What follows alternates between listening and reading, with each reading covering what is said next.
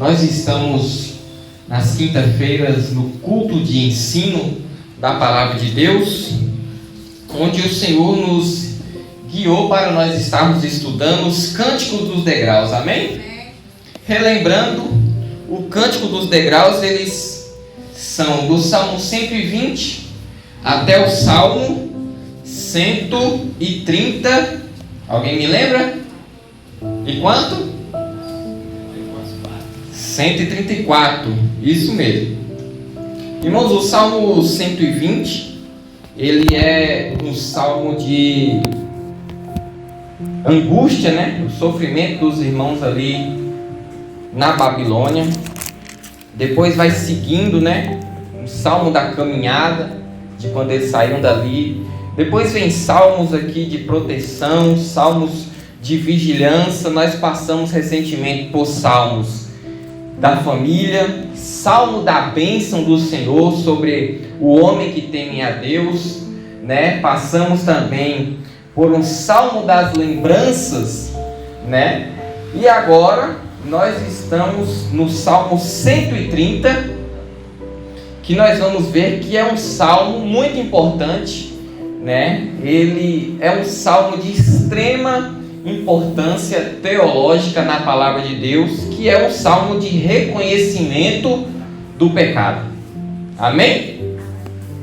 Quem pensa ser santo demais, na verdade, não é, né? Só está tudo ali encoberto. Hoje nós vamos ver o Salmo 130, que é um salmo dos Cânticos dos Degraus. Todos acharam? O 130? Louvado seja Deus. Salmo 130. Vou esperar para que todos achem, que nós vamos fazer esse texto. Vamos ler juntos esse texto. Quero que os irmãos acompanhem. Quero que os irmãos prestem bastante atenção no que talvez na sua Bíblia fala de uma forma diferente da minha. Nós vamos prestar atenção em cada versículo, cada palavra desse salmo, porque ele é de extrema importância para a nossa vida. Louvado seja Deus. Diz assim: das profundezas a ti clamo, ó Senhor. Senhor, escuta a minha voz. Sejam os teus ouvidos atentos à voz das minhas súplicas. Se tu, Senhor, observares as iniquidades, Senhor, quem subsistirá? Mas contigo está o perdão, para que sejas temido. Aguardo o Senhor, a minha alma o aguarda, e espero na sua palavra. A minha alma anseia pelo Senhor, mais do que os guardas pelo romper da manhã. Sim, mais do que aqueles que esperam pela manhã. Espere, Israel, no Senhor, porque no Senhor há misericórdia, e nele há abundante redenção. E ele remirá a Israel de todas as tuas iniquidades. Amém? Senhor Deus e Pai, meu Deus, fala conosco, meu Deus, nessa noite, através da Tua palavra, através desse salmo, meu Pai. Que nós venhamos, meu Deus, prestar atenção, meu Deus, na nossa vida, como está a nossa vida, meu Deus, diante de Ti. Que nós venhamos, meu Deus, nos atentar nessa noite ao que a Tua palavra tem a dizer para nós, meu Pai. Para nós aprendermos, meu Deus, a esperar, a aguardar. Que o Senhor, meu Deus, venha trazer clareza, meu Deus, na Tua palavra, meu Deus, para nós. Porque nós precisamos, Senhor, sem Ti nada podemos fazer. Que a Tua graça venha estar conosco neste momento e para sempre. Amém. Podeis assentar e exalte ao Senhor. Louvado seja Deus. Glória a Deus, aleluia. Queridos, Salmo 130. Ou seja, nós temos mais 4 salmos pela frente, né? No início de março nós já encerramos os Cânticos dos Degraus e vai vir coisas maravilhosas também pela frente. Queridos, o Salmo 130, ele é um salmo onde o salmista ele reconhece o seu pecado, né? É um salmo de uma súplica ao Senhor, e nessa súplica, nesse falar com Deus, o salmista ele mostra que ele tem um entendimento muito profundo acerca do caráter de Deus, de como funciona. Esse salmo, prestem bem atenção nisso, ele é o 6º salmo, porque no livro de Salmos são 150 capítulos. Nesses 150 capítulos tem salmos que são salmos penitenciais. O que é salmo penitenciais? Eu vou explicar isso. Esse aqui, ele é o 6º salmo penitencial, no sentido de que você tem que pagar por algo, no sentido de penitência. Você tem que pagar uma penitência. Antigamente, há um bom tempo atrás, acho que um século atrás, ou até mais do que isso, a Igreja Católica ela estava tão bagunçada, que se alguém fosse confessar um pecado na Igreja Católica, chegava a mandar a pessoa ir para casa e dar uma chicotada nas costas. Para quê? Para pagar por aquele pecado. Isso era tão sério e tão normal que até hoje, quando muitos, tá passando por um momento difícil, alguém fala assim: eu só posso ter feito algum pecado e agora eu estou pagando. Por quê? Porque tinha antigamente esse sentido de penitência, de pagar pelos pecados. Já pensou um negócio desse? Você chega na igreja, você confessa o seu pecado, aí o pastor manda você ir para casa e fala: chegar em casa, você vai esquentar água quente e colocar sua mão dentro da água. Já pensou um negócio desse? A coisa ia ficar séria, sim ou não? Você vai chegar em casa, você vai dar 2 chineladas, uma em cada perna, para pagar por esse pecado. Para nós chega a soar um absurdo, porque não é desse jeito que as coisas elas funcionam. Mas esse salmo ele é um salmo penitencial, porque antigamente, antes de Cristo, tinha que sim que pagar uma penitência. Ou seja, se a pessoa cometeu uma iniquidade, não estou falando de um simples pecado, estou falando de iniquidade, eu vou falar a diferença disso também. Se a pessoa cometesse uma iniquidade, ela tinha que pagar por aquele pecado. Isso na lei de Deus. O que tinha que ser feito? Um sacrifício, um ato de justiça e uma recompensação por aquilo que foi cometido. Tá dando para entender? Então tinha que fazer um sacrifício, um ato de justiça e uma recompensação daquilo que foi feito. Vamos dar um exemplo? Se cometeu pecado, naquela festa específica tinha que fazer um sacrifício. Tinha que ir até o sacerdote. Se a pessoa não tivesse pelo menos uma arapuca para montar ali, para pegar uma rolinha, para ela entregar para o sacerdote para fazer o sacrifício dela, o pecado dela não era encoberto diante de Deus, porque tinha que ser feito o sacrifício ali no altar, mediante o pecado que foi feito, e era também mediante a condição da pessoa. Se a pessoa era rica, tinha que dar um boi. Se a pessoa era um pouco menos rica, uma ovelha. Se a pessoa era pobre de marré, podia dar ali uma galinha, um pombo, desde que fosse um animal perfeito, mas tinha que ser feito o sacrifício, senão o pecado não seria encoberto. Mas é só isso? Não era só fazer o sacrifício, porque senão era fácil. Senão as pessoas já iam fazer o seguinte: eu já vou deixar essa rolinha aqui reservada, mas eu vou lá na casa de fulano e eu vou bater nele. Eu sei que é pecado, mas o sacrifício já está preparado aqui. Mas a pessoa já ia o quê? Premeditar na cabeça dela: vale a pena, eu pego essa rolinha aqui, mas eu vou lá e pego ele. Sim ou não? As pessoas iam fazer isso, Tem crente que pensa assim hoje: não, eu vou fazer isso porque Deus perdoa. Tem gente que tem essa mentalidade. Mas estamos falando de penitência. Tinha que fazer o sacrifício, tinha que fazer também o quê? Um ato de justiça. O que é isso? Tinha que ajudar alguém necessitado. Se a pessoa cometeu um pecado, tinha que fazer o sacrifício, mas ela tinha que ajudar um necessitado, ajudar um pobre, alimentar alguém, mas ela tinha que fazer uma ação que compensasse o pecado que ela cometeu. E não só isso também, ela tinha que fazer uma compensação. Vou dar um exemplo. Se o meu problema foi para o irmão Pio e eu dei um prejuízo para ele, eu ia ter que ir lá e recompensar ele 2 vezes mais. Se eu dei um prejuízo para ele de R$100, eu ia ter que ir lá e recompensar ele com pelo menos 200 para pagar pelo pecado. Tinha as penitências, então a pessoa já não ia premeditar. Eu não vou lá fazer isso, porque senão depois eu vou, para resolver essa questão diante de Deus, eu vou ter que compensar. Esse ato também podia ser contra Deus. E aí, diante de Deus, essa pessoa ia ter que gastar tempo em adoração. Essa pessoa, ela ia ter que pagar pelo pecado. Vocês estão entendendo?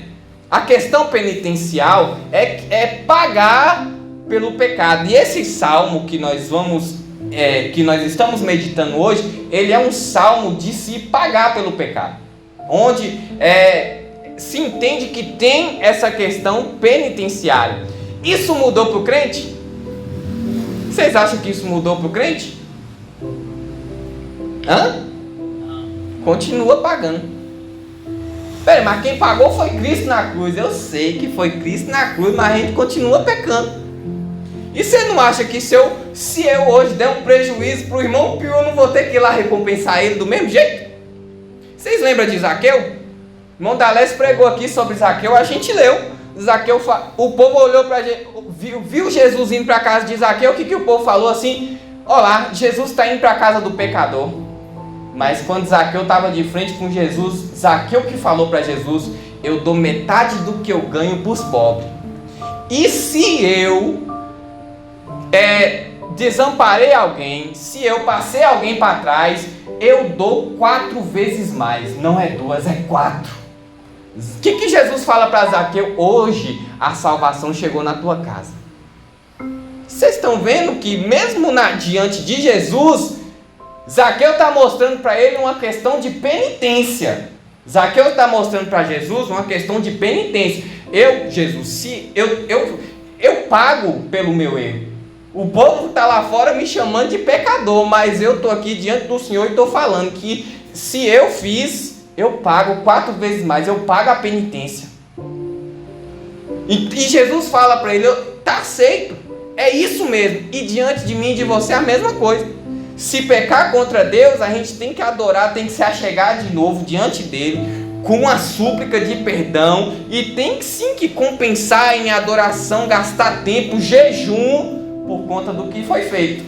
Não é chegar, fazer um escândalo lá fora e chegar na igreja: não, está tudo certo. Não está. Sim ou não? Não está tudo certo. Não tem como alguém adulterar e vir para a igreja bater palma achando que está tudo certo, porque não é simples assim. Não é simples assim. Tem que fazer o sacrifício? Tem que fazer o sacrifício. Vai matar um animal? Não. Hoje em dia não vamos matar um animal. Mas tem que dobrar o joelho diante do Senhor, se sacrificando a nós mesmos, matando o nosso eu. Mas a penitência, ela é paga também nos dias de hoje. Tem que haver a compensação pelo pecado e pela iniquidade. Amém? Amém. Então, esse salmo, ele é nesse sentido. E o salmista, no versículo 1, acompanha comigo.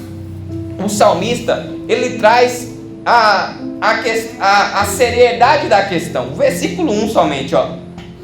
Das profundezas a ti clamo, ó Senhor. Somente até aí. Das profundezas. Perceba comigo. Ele não falou profundezas do Sheol, que se ele estivesse falando disso, ele estaria falando do inferno. Sheol, a gente sabe que é aquele lixão de Israel que Jesus se referiu como se estivesse se referindo ao inferno, e que de fato ele estava falando daquele que pode levar a alma de alguém para o Sheol, o inferno. O salmista aqui não está falando das profundezas do Sheol, do inferno. O salmista não está falando das profundezas do vale, porque senão estaria escrito aqui como os outros salmistas escrevem. O salmista não está falando de uma questão geográfica de Israel, uma questão do fundo. O salmista também não está falando da questão da profundeza do mar, porque senão ele iria fazer uma oração como a de Jonas, quando Jonas suplica pelo Senhor, quando Jonas está na profundeza do mar, no ventre daquela baleia. A profundeza que o salmista está falando aqui é aquela profundeza que só quem já passou prova difícil sabe, que é aquela profundeza lá dentro do coração, aquela de quando as coisas estão apertadas, aquela de quando você cometeu um pecado, aquela de quando você se sente bem distante de Deus, aí você olha assim e fala, Deus não deve estar olhando para mim, porque eu sou muito pecador. É desse tipo de profundeza que o salmista está falando. Ele está orando de lá de dentro do seu ser, onde ele beira uma depressão espiritual. É nesse sentido que ele está suplicando. Das profundezas a ti clamo, ó Senhor.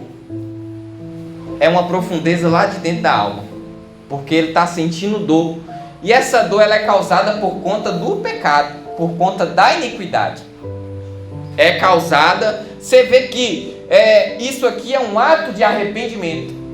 Das profundezas a ti clamo, ó Senhor. Não é algo simples, é algo de alguém que está amargurado, angustiado, em sofrimento, e clamo a ti, ó Senhor.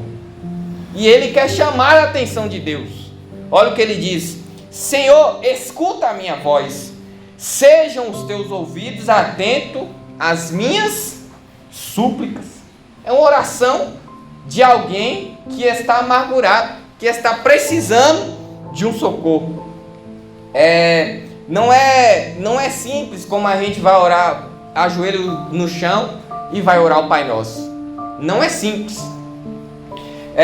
No versículo 3, essa questão, ele vai trazendo os motivos de uma súplica das profundezas.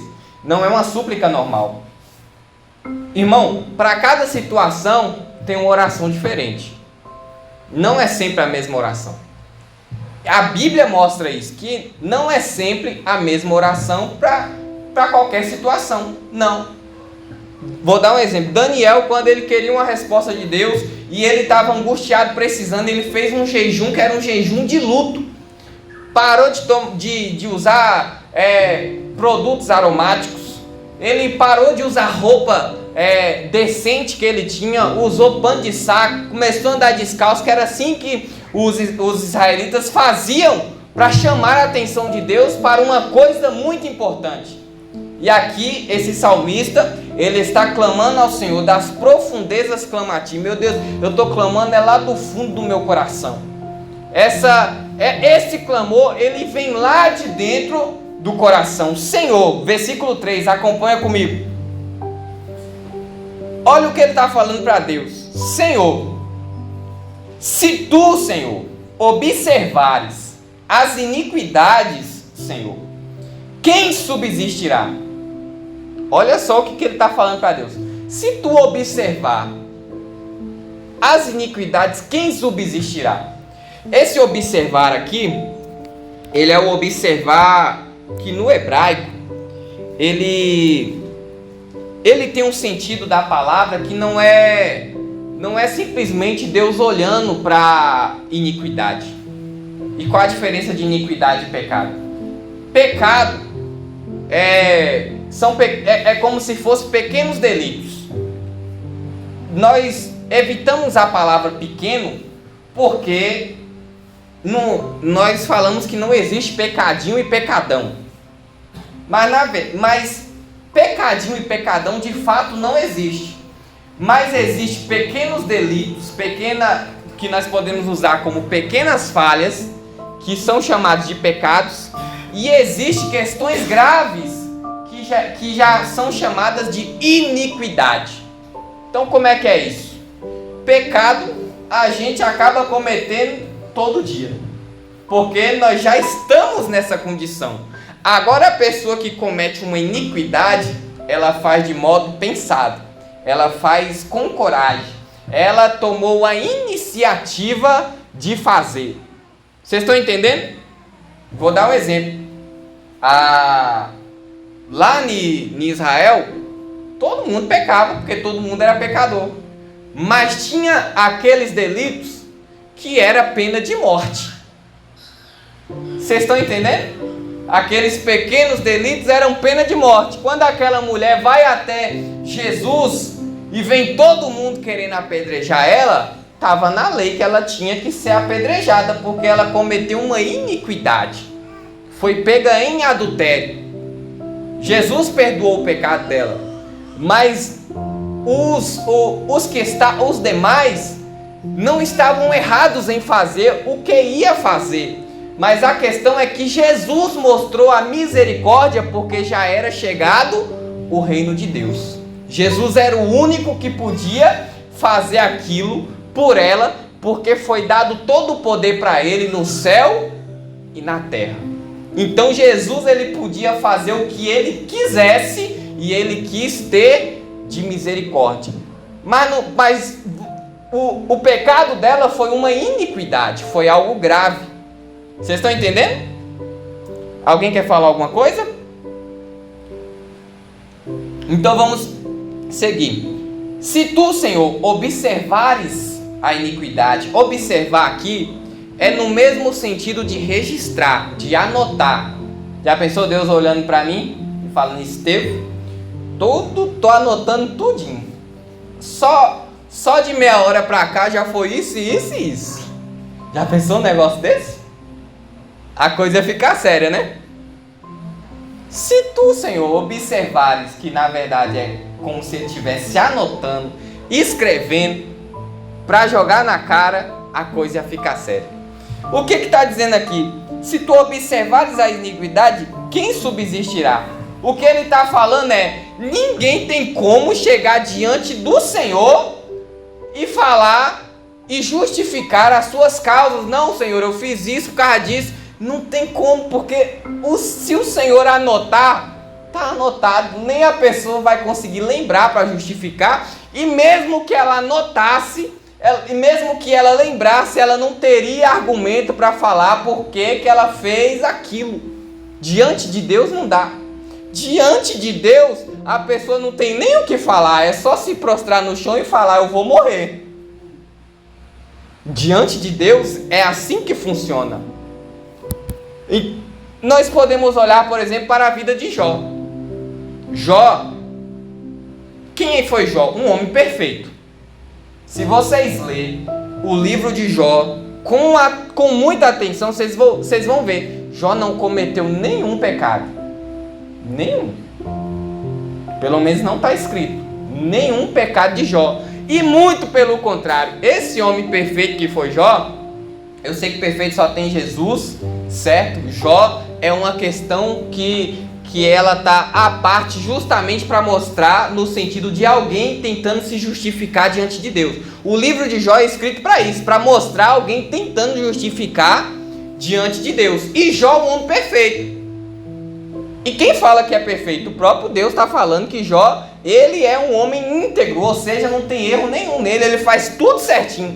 E Deus permite o inimigo pesar em Jó. Jó vai contestar com Deus: Deus, por que isso? Deus, eu faço isso e isso certinho. Vem os amigos de Jó e falam: você fez isso e isso e isso. E Jó fala: eu não fiz isso, eu não fiz isso, eu não fiz isso. E o livro é isso, os amigos de Jó acusando ele e Jó falando: não, eu estou lembrando, eu sei que eu não fiz, isso aí que você está falando eu não fiz. É assim o livro de Jó. Chega no final, o que se importa? Nada, Deus faz o que ele bem quer fazer.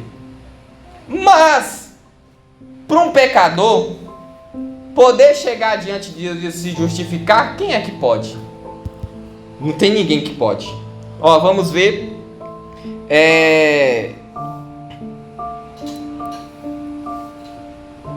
Salmos 90. Volta um pouquinho aí.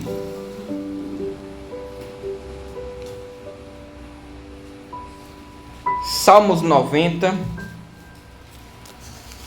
versículo 8.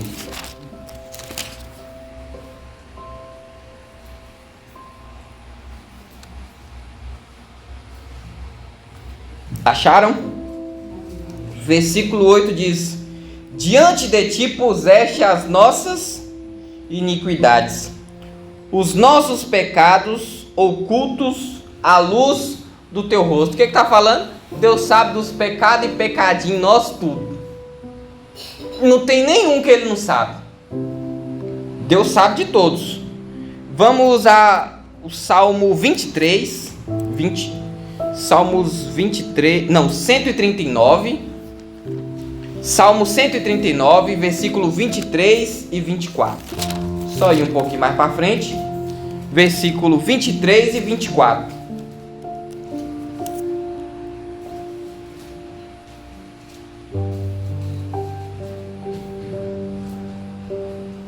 Olha o que o salmista está pedindo. Sonda-me, ó Deus, e conhece o meu coração. O Senhor sabe. Prova-me e conhece os meus pensamentos. Ele sabe dos pecados, sabe do coração e sabe do que passa na cabeça.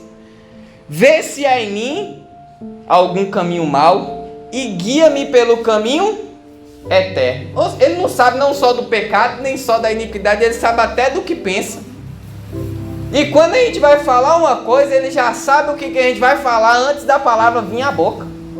Ó, Jeremias 2:22. Esse texto é muito bom. Jeremias capítulo 2.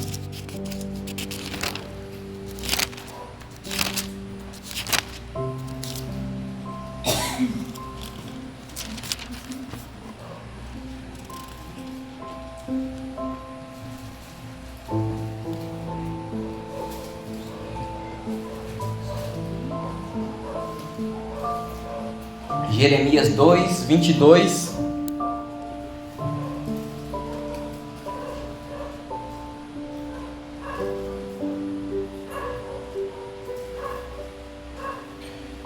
Diz assim: pelo que, ainda que te laves com salitre, que era um sabão da época, e amontões de sabão, a tua iniquidade estará gravada diante de mim, diz o Senhor Jeová. Ou seja, não adianta nem tomar banho.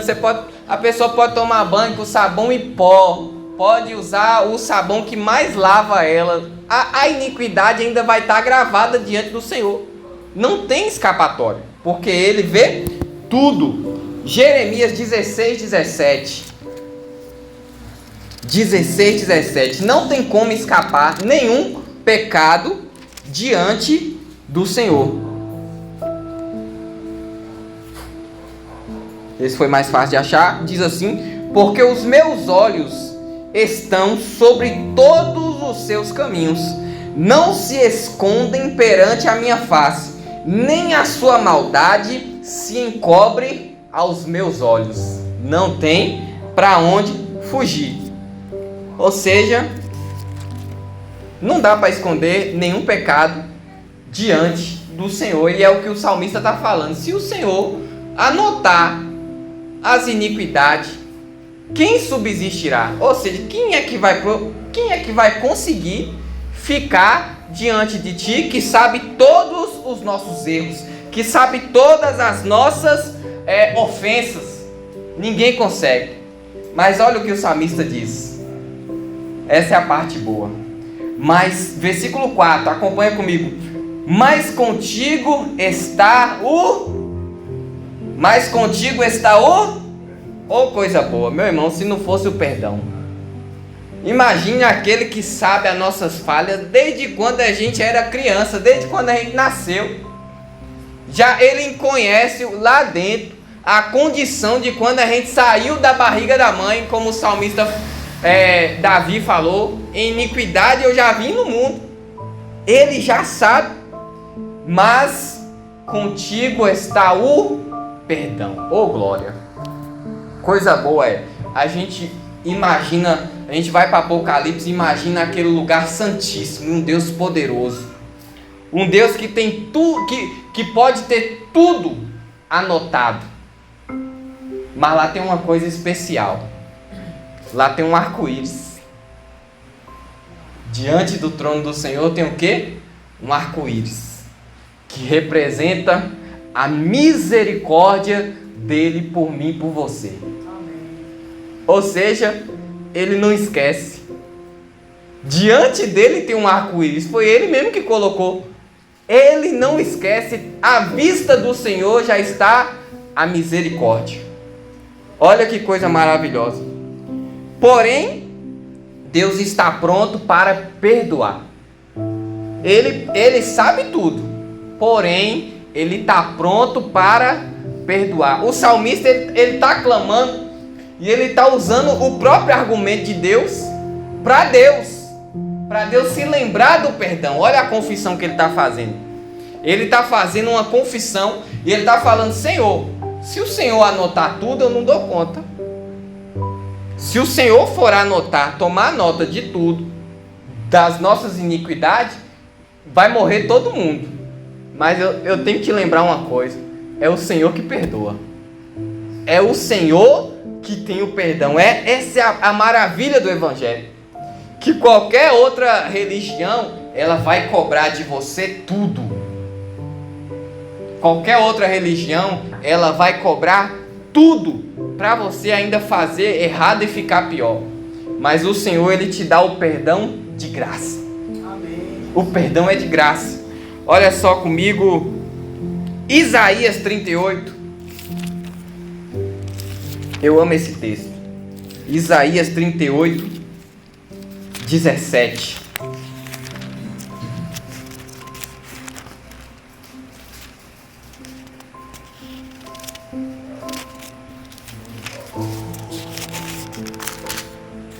Isaías 38, 17 diz assim: Eis que, para minha paz, eu estive em grande amargura.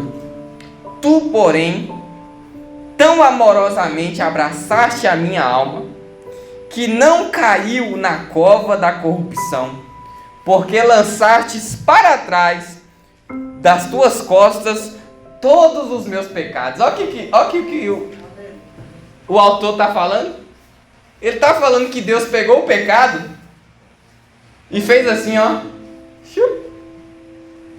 lançou para trás, jogou para trás o pecado. Eu não quero saber disso. Isso aqui para mim não é nada. Jogou para trás. Vamos ver Isaías 43, 25.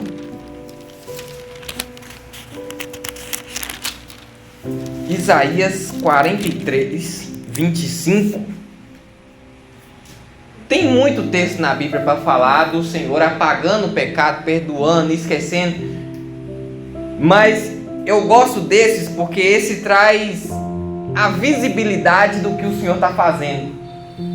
43, 25 diz assim: Eu mesmo sou o que apaga as tuas transgressões por amor de mim, e dos teus pecados me não lembro.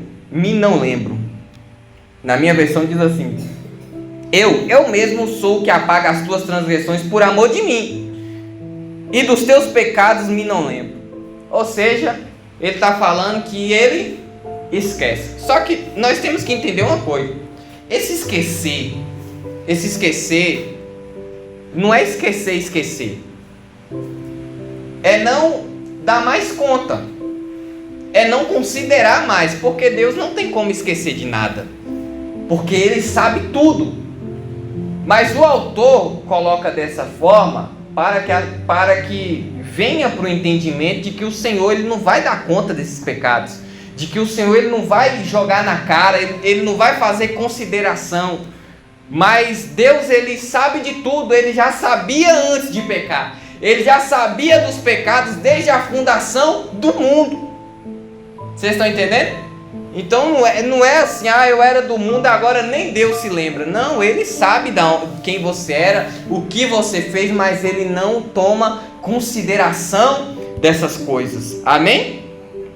Vamos ver mais um, Isaías 44, versículo 22.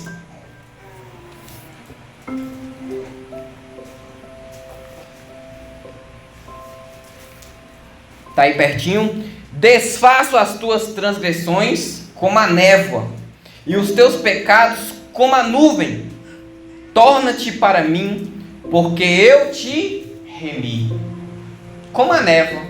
Esses dias estava aquele calorzão, busquei Helena, foi em algum lugar que eu busquei Helena, e aí choveu, e aí quando chove aquele pouquinho, já começa a subir aquele vapor do chão, e aí sobe aquela névoazinha, né?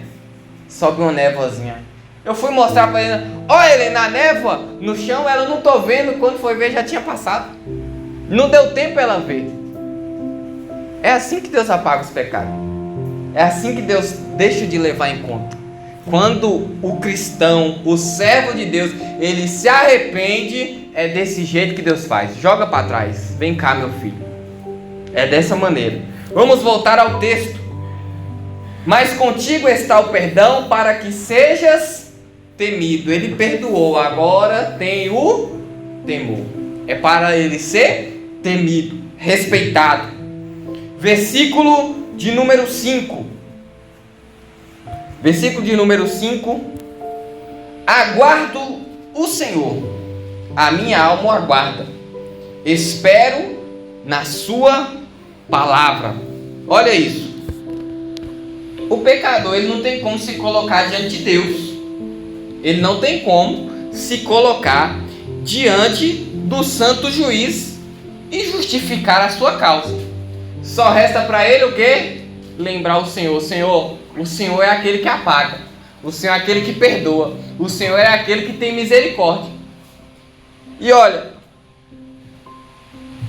Deus é tão misericordioso porque se a gente se achegar diante dele com arrependimento da maneira certa, com sacrifício da nossa vida, compensando aquilo que foi feito, muitas vezes não dá para compensar, só resta de fato o perdão, pode chegar diante dele com a certeza de que foi perdoado. O salmista aqui, ele entendeu que ele foi perdoado. Ele entendeu que o que foi cometido foi iniquidade, mas ele entendeu, Deus perdoa.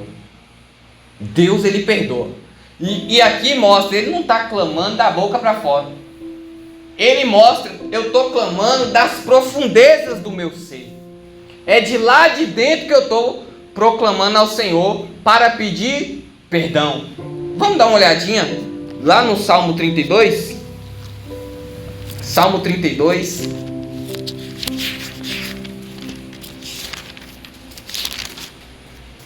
Salmo bastante conhecido. Diz assim: bem-aventurado aquele cuja transgressão é perdoada e cujo pecado é coberto. Bem-aventurado o homem a quem o Senhor não imputa maldade e em cujo espírito não há engano. Enquanto eu me calei, envelheceram os meus ossos pelo meu bramido em todo dia, porque de dia e de noite a tua mão pesava sobre mim e o meu humor se tornou em sequidão de estio. Confessei-te o meu pecado e a minha maldade não encobri.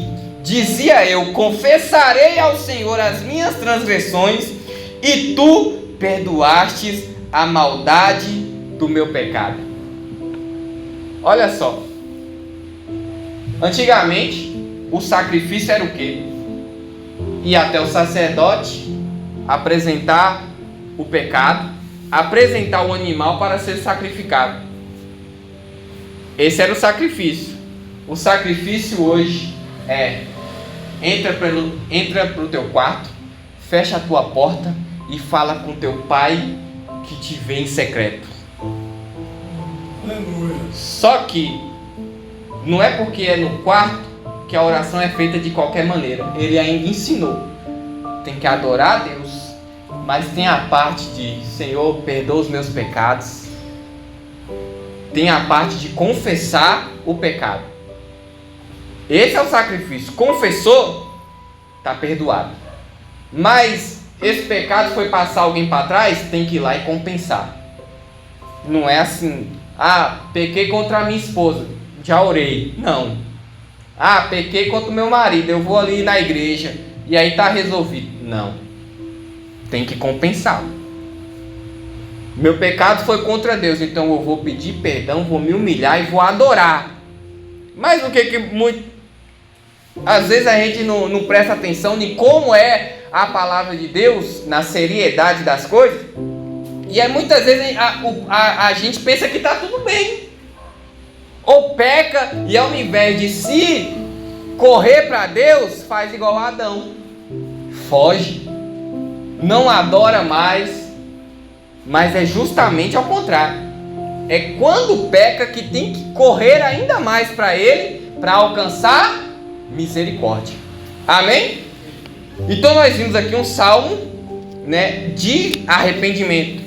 E olha a questão: aguardo o Senhor. Veja bem, agora que ele buscou perdão, ele quer o que? A presença. Agora ele quer o que? A presença. E ele vai aguardar. Essa presença aqui, ela é literal também. Para nós, o que nós buscamos? Nós temos duas buscas, né? Que ela também se resume em ser cheio do Espírito Santo. Mas nós queremos a presença de Deus, sim ou não? Queremos a presença de Deus. E quando a gente busca, hoje Ele vem, sim ou não? Ele vem ou não vem? E muitas vezes a gente é só clamar. Tem dia que parece que é facinho da gente sentir a presença.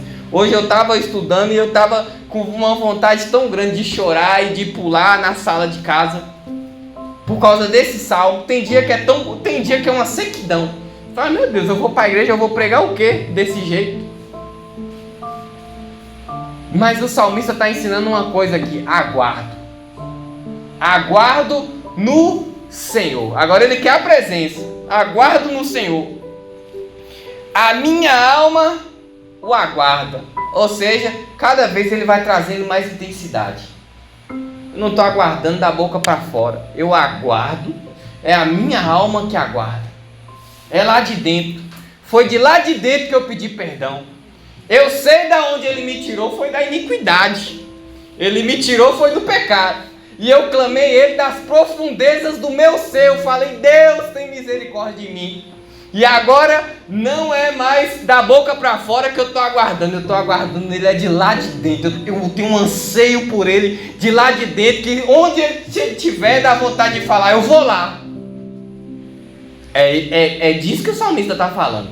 Aguardo no Senhor. Só que esse aguardo, porque para a nossa língua a gente tem que explicar tudo. Porque muitas vezes uma palavra é para falar de várias coisas. Você chega no banco, tá lá, aguarde. Aí você pode fazer o quê? Nada, né? Esperar a tua vez. Esse aguardo aqui é diferente. No hebraico, esse aguardo aqui é o pusete, alguma coisa assim. Ele não é aquele aguardo de a gente cruzar os braços e ficar esperando a hora que Jesus vir, na hora que descer a presença. Não. Aqui é um aguardo ativo. É um aguardo de tensão, de como se você estivesse segurando uma corda e pressionando e puxando essa corda. Você está aguardando uma certa ação, mas você está fazendo um certo esforço de tensão para que aquilo venha a acontecer. É nesse sentido. Não é o aguardo de cruzar os braços e falar, o Senhor vai vir. Não, é o aguardo de ficar esperto, porque Ele vai vir. Olha o exemplo disso. Aguardo, a minha alma aguarda. Ou seja, eu não estou vacilando. A minha alma o aguarda. E espero na tua palavra. O que é espero na tua palavra? Eu aguardo no Senhor. A minha alma o aguarda. Eu espero na palavra dele, porque Ele falou que vai vir. Ele falou que se eu buscar, Ele vem. Ele falou que Ele vai voltar. Então eu estou aqui pressionado, eu estou aqui na tensão, que a qualquer momento Ele pode chegar. Trazendo para os nossos dias, eu vou usar um exemplo bem fácil. Quando você pede um Uber, você não tem que ficar, pelo menos ali, já na expectativa, o Uber vai chegar? Você não passa uma olhadinha no celular, olha, tá perto. Ele virando a esquina ali, ele chega. Trazendo para os nossos dias, é esse tipo de aguardar. Você está aguardado, mas você está aguardando, mas você não pediu o Uber deitado na cama, falando, ele vai chegar alguma hora, não. É uma expectativa de que está chegando. O exemplo daquela época que ele deu foi o exemplo do vigia na madrugada. Vamos ver? Versículo 6: a minha alma anseia pelo Senhor, mais do que o guarda pelo romper da manhã. O exemplo de espera perfeito que ele colocou aqui para aquele tempo foi o guarda esperando pelo romper da manhã. Que guarda é esse? Isso aqui eram os vigias que ficavam nos muros da cidade, em volta de Jerusalém, em cima dos muros. Só que esses guardas, eles não dormiam. Esses guardas, eles não cochilavam, eles não ficavam na resenha um com o outro, bagunçando em cima do muro, não. Eles tinham que ficar, vigilante e olhando. E era difícil, eu imagino que o olho pescava para dormir. Eu imagino que dava vontade de sentar ali no muro e cochilar um pouco, mas eles não podiam. Ou seja, é uma espera qualquer? É uma espera de qualquer jeito? Não, é uma espera vigilante, é uma espera atento, que a qualquer momento o inimigo pode atacar. A qualquer momento pode acontecer. Eu fico olhando os porteiros ali do condomínio da minha sogra, plantão de 12, então eu penso que deve ser bastante cansativo passar de 7 da noite até 7 da manhã. Eu sei que tem hora que uns dormem, eu sei que dormem, mas naquele tempo não podia. Naquele tempo não podia. Hoje, para entrar no condomínio, tem hora que o portão já abre automaticamente. Então eu acredito que dá para dar uma cochilada. O morador vai chegar, vai sair, vai entrar ou vai sair, o portão vai abrir automaticamente. Mas ainda assim deve ser difícil, porque tem que manter uma certa vigilância. Afinal, é de noite, né? E eles não estão armados. Mas é uma espera. Eu acredito que até nessa situação é uma expectativa para que dê às 7 horas do outro dia para ir para casa descansar de verdade, sim ou não? E é disso aqui que se trata. Quando ele vem, a gente pode descansar de verdade. Tem dia que a gente vem para a igreja pregar e o que a gente quer? A gente quer uma palavra para falar: meu irmão, toma posse. Mas tem dia que a gente tem que vir falar: aguarda, espera. E muitas vezes eu e você não quer vir para a igreja para ouvir, para esperar mais. Tem hora que eu mesmo não quero. Eu quero vir para ouvir o toma posse. Mas na espera tem um processo maravilhoso, que é a expectativa. A expectativa, irmão, se a gente viver na expectativa correta, a espera ela fica maravilhosa. Eu falo com a Helena assim: vai tomar banho que nós vamos te levar no parquinho. Parece que ela se diverte mais quando eu dou a notícia do que no parquinho. Ela começa a pular. No parquinho ela não está pulando, mas quando falou que vai levar ela, a expectativa causa uma emoção muito forte. E se a gente viver na espera do jeito correto, é maravilhoso. É maravilhoso. Por quê? O esperar que a gente entende é o esperar de fila de banco, de muvuca, de ir para os cantos de prefeitura e ter que ficar lá esperando. Não, mas a espera por Cristo, ela não é chata. Ela é uma tensão, tem que ficar vigilante, mas é uma coisa que vem lá de dentro. É uma coisa que vem lá de dentro. E sabe qual é a questão? Muitos na espera desistiu, porque não entendeu o que é a espera por Jesus. Não entendeu o que é a espera, a expectativa pela vinda de Cristo. Muitos já desistiram, perderam isso, largaram isso para lá. Olha, o versículo 6, ele tem uma repetição, e essa repetição é por 2 motivos. Porque é o ápice da emoção do salmista, ou seja, é a coisa que ele mais enfatiza. Senhor, eu espero tanto pelo Senhor, que eu espero mais do que o guarda pelo romper da manhã. E ele repete isso 2 vezes, porque é a parte que ele coloca mais intensidade, que é na espera. E ele repete também 2 vezes porque é uma música. Isso é uma música. Então, essa é a questão que ele mais coloca intensidade. Eu te espero mais do que o guarda pelo romper da manhã. Quem é que está a noite toda acordado e não está doido para amanhecer para ir dormir? Pois é, o salmista está falando, eu quero o Senhor mais do que esse guarda, quer o nascer da manhã. Isso é muita intensidade que ele está colocando aqui. E aí nós vamos partir para o começo da conclusão. Olha a questão da conclusão. Até aqui ele estava falando dele. Até aqui ele estava falando da vida pessoal dele. Era apenas ele. Mas agora ele fala para a nação toda. Ele fala para a nação toda. Pode deixar. Ele fala para a nação inteira. Versículo 7. Espere, Israel. Olha o versículo 7, já começa com: espera, Israel. E aí eu vim falar hoje para você: espera, igreja. Espera.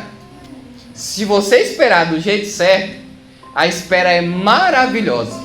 Se você ficar ativo na expectativa correta, essa espera ela é maravilhosa. Por quê? Porque você não está esperando em vão, você está esperando na palavra.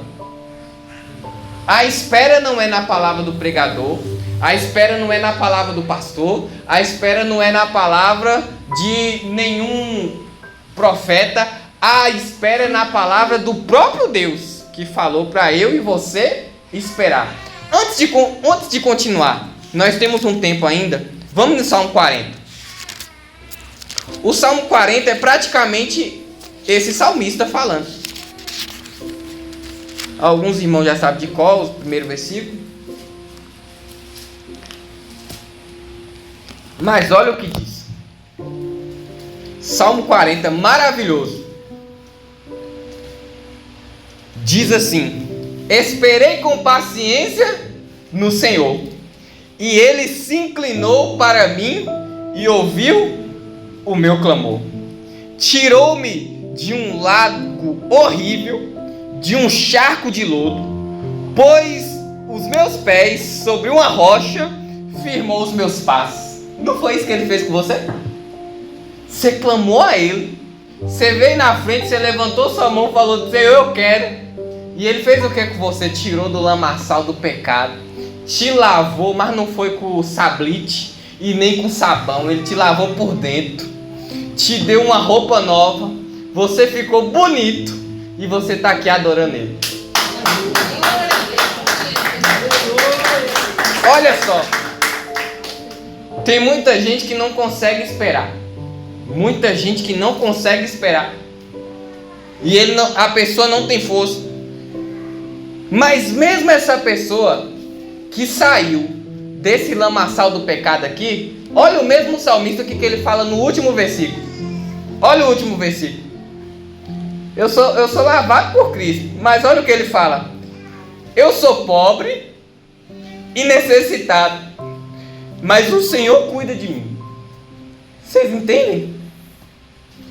Isso aqui vale mais do que qualquer coisa. Eu sou pobre e necessitado, mas o Senhor, Ele cuida de mim. E olha agora o que o salmista, no capítulo 130, ele fala para toda a nação: espera, Israel, no Senhor. Espera, Israel, no Senhor. É como se ele dissesse assim: deu certo para mim, deu certo comigo, eu esperei e o Senhor fez. Eu esperei no Senhor e o Senhor agiu. E ele fala para a nação que está em iniquidade: espera no Senhor, que Ele vai fazer. Olha o que ele diz: espera no Senhor, porque no Senhor há misericórdia. O que é essa misericórdia que ele está falando? No Senhor há uma aliança, há um amor leal, um pacto que ninguém quebra. Essa misericórdia, ela quer dizer isso. No Senhor há uma aliança, um pacto real, um cuidado que ninguém quebra, inimigo nenhum quebra, diabo não quebra, pecado não quebra. Por isso que o salmista está falando: eu esperei, se você esperar também vai dar certo para você.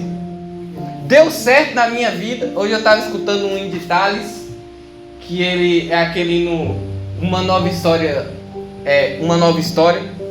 e o hino fala justamente isso.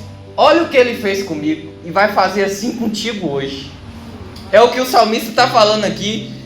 Fez comigo, deu certo. Eu estou buscando, eu quero o Senhor, eu anseio o Senhor. Agora espera você. Tem hora que eu tinha muito crente, não sei se tem hoje, também não quero saber, mas tinha muito crente que ele buscava,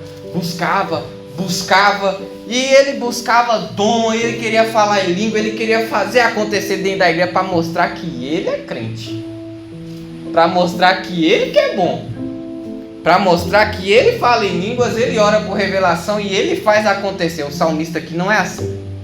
O salmista está fazendo uma coisa que eu confessei meus pecados, agora eu quero Deus, mas eu anseio por Ele, mas eu quero que você faça a mesma coisa. Eu quero que você seja assim também. Eu quero que você cresça espiritualmente junto comigo. Esse é o sentimento do salmista.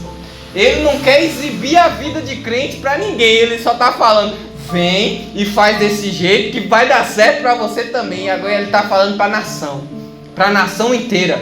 Espera no Senhor, Israel, porque no Senhor há misericórdia. E eu fico impressionado com esse salmo, como é que as coisas melhoram nele. Como é que as coisas no salmo ficam mais intencionais, ainda com mais intenção, com mais intensidade. Olha o que ele fala. E nele há abundante redenção. Oh glória! Abundante redenção. Meu irmão, isso aqui é a bênção completa. Redenção, aqui já é uma questão escatológica. Tem um hino que eu coloco Serena para dormir todo dia, que ele começa assim, você conhece, plena paz e santo gozo tem em ti, ó meu Deus. Ela só dorme com esse hino. No final do hino, para mim saber se ela está demorando de dormir ou não, eu canto ele todo. Aí tem hora que eu chego na parte assim, quando o povo israelita com Jesus se consertar, dando glórias ao seu nome sem cessar. É disso que ele está falando. É disso que ele está falando. Abundante redenção. Quando chegar nesse tempo, aqueles que esperou, vai para a glória. Se você esperar, vai chegar o dia da abundante redenção e nós vamos subir. Aleluia. Quando o povo israelita com Jesus se consertar, está falando da redenção de Israel, que é o que trata o texto. A nossa redenção, a gente vai ter ela no arrebatamento. Já vamos subir com o corpo glorificado, amém? Essa redenção aqui é a redenção que, como nós estudamos em Apocalipse, ela é depois do engano do anticristo, e aí o povo vai reconhecer que Cristo é o Senhor. No final da grande tribulação, Cristo aparece nos ares e volta para trazer a redenção completa ao povo de Israel, que é Apocalipse 19, que Cristo desce com uma espada que sai da sua boca, com uma roupa encharcada de sangue. Não é uma roupa brilhosa, não é uma roupa encharcada de sangue, e ele vai descer com todo o furor para redimir o povo que sofreu por amor a ele. Mas isso é para quem espera. Isso é para quem espera. Só que essa remissão, ela tem uma palavra em hebraico, eu nunca lembro as palavras em hebraico, porque é difícil, eu nunca estudei o hebraico. Mas essa remissão aqui, ela não é a remissão, por exemplo, a remissão que eu e você passou de limpeza de pecado, porque nós fomos santificados, mas ainda não completos. Pelo menos eu não estou vendo nenhum anjo aqui. Nós ainda não fomos redimidos por completo, porque nós ainda vamos receber um corpo glorificado. Essa remissão aqui, desse texto, é abundante redenção, que ela quer dizer que é uma redenção ilimitada e eterna, nunca acaba. Aqui está falando do período em que nada mais atrapalha ninguém de adorar a Deus, de buscar, e não tem mais pecado. É tudo do jeito que Deus fez para ser. Aleluia. Irmãos, Deus fez tanto por nós. Olha o que ele fala, e ele remirá, versículo 8. E ele remirá a Israel de todas as suas iniquidades. Ou seja, não tem mais pecado. Não tem mais pecado. Aqui é a conclusão perfeita. Olha o quanto a fé amadureceu. O povo foi para a Babilônia por causa do pecado. O povo foi para a Babilônia por causa do pecado.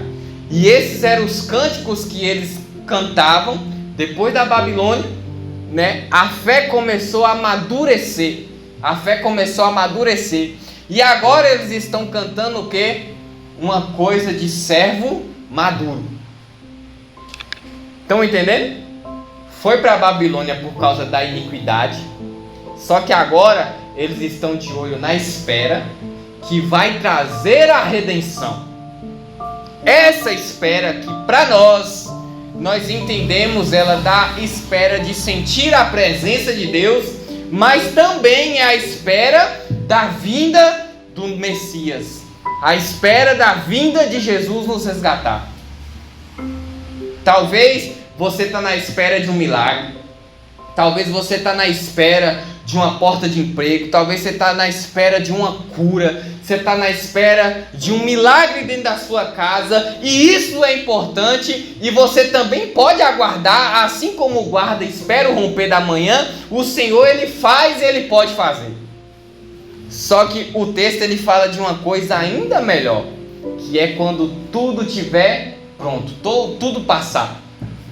Passa o céu, passa a terra, mas a minha palavra, ela não há de passar. É o que o salmista está falando. Eu aguardo no Senhor, a minha alma aguarda no Senhor, eu aguardo na sua palavra, porque a palavra não passa.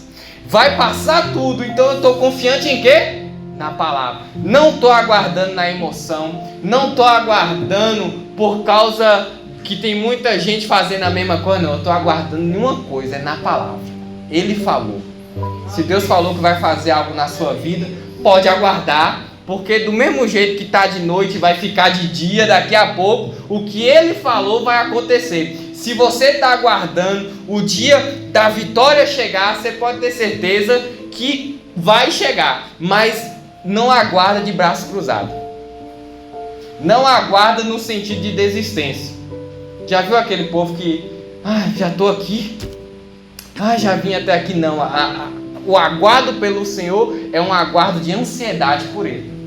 É a única coisa que a Bíblia aceita ansiedade, é por Ele. É a expectativa de buscar Ele. Se tem uma coisa que a gente anda ansioso, tem que ser por Ele. Amém? Louvado seja Deus. Aleluia. Que o Senhor continue falando no coração da igreja. Amém, irmãos?